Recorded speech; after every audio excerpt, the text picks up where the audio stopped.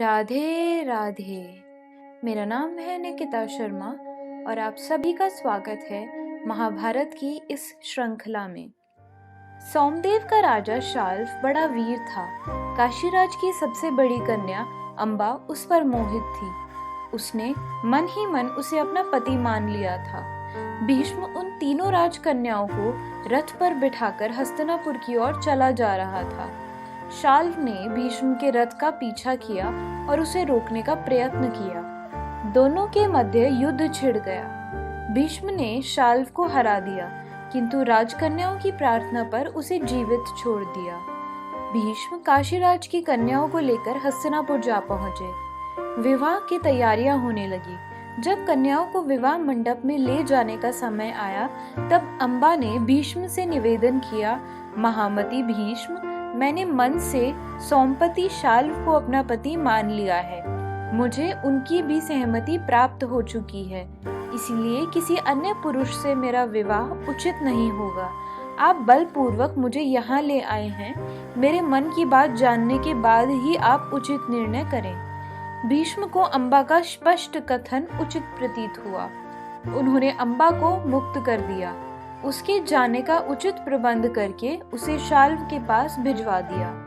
उसकी अन्य दोनों बहनें अंबिका और अंबालिका का विवाह विचित्रवीर्य के साथ संपन्न हो गया। अंबा भीष्म से मुक्त होकर शाल्वराज के पास पहुंची और उन्हें सारा वृतांत कह सुनाया।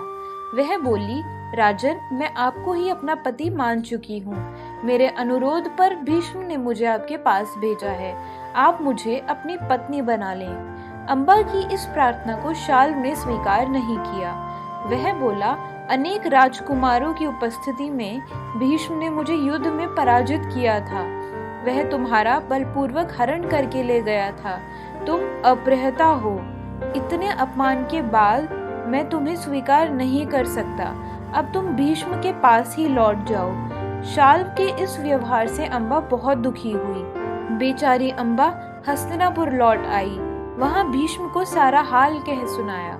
भीष्म ने उसका विवाह भी विचित्रवीर्य के साथ करवाना चाहा, पर वह राजी नहीं हुआ। अब अंबा असहाय हो गई। वह कहीं की न रही। अन्य कोई रास्ता न देखकर वह भीष्म से बोली, गंगापुत्र, मैं तो दोनों ओर से गई। अब मेरा कोई सहारा नहीं रहा। आप ही मेरा हरण करके लाए थे, अतः आपका कर्तव्य बनता है कि आप ही मेरे साथ विवाह कर लें। भीष्म ने अंबा की प्रार्थना ध्यान से सुनी। उन्होंने अंबा को अपनी प्रतिज्ञा का स्मरण करवाया और कहा, मैं विवाह ना करने की अपनी प्रतिज्ञा नहीं तोड़ सकता। भीष्म ने अंबा को समझाया कि वह पुनः शाल्व के पास जाए। विवश अंबा पुनः शाल्व के पास गई। उसकी अनेक प्रकार से मिन्नतें की। इस बार भी शाल्व ने साफ इनकार कर दिया। इस तरह अंबा 6 वर्ष तक हस्तिनापुर और सोमदेव के बीच धक्के खाती रही। उसका मन भीष्म के प्रति क्रोध से भर गया।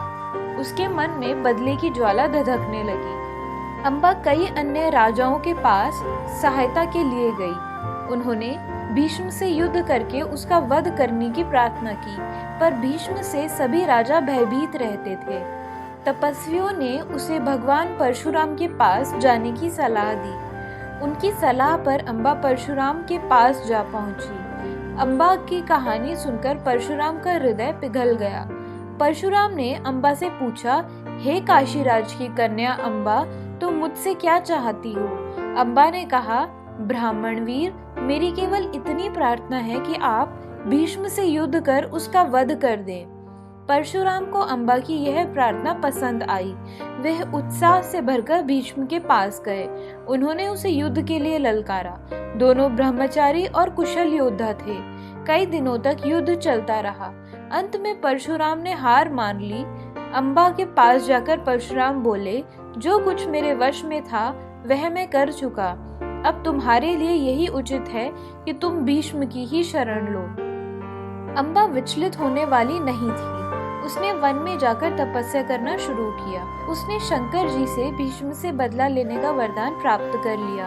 अंबा अपनी स्त्री रूप त्याग कर पुरुष बन गई। उसने अपना नाम शिखंडी रख लिया।